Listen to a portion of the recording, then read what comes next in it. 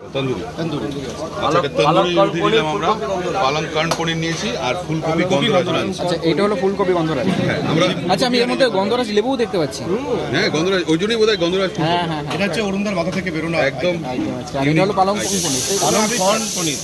আমরা 3 বন্ধু মিলে একটাই প্লেট নিচ্ছি, কারণ এটাই যে আমরা সবটাই খাবো, সবগুলো টেস্ট করবো, ভাগ ভাগ করে শেয়ার করবো।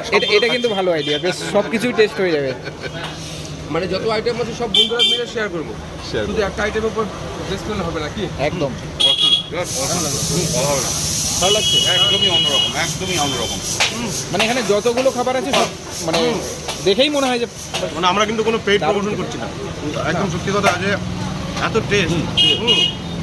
বড় বড় রেস্টুরেন্টে গিয়েছি, ফুলকপির যে খিচুড়িটা করেছে অরুণদা বলেছে, আমি দেখেছি এর আগে, যে এখন ফুলকপির দাম কম বলে হয়তো অনেকে ভাবছে, কিন্তু ফুলকপির এটা কিন্তু সারা বছর থাকে ফুলকপি 100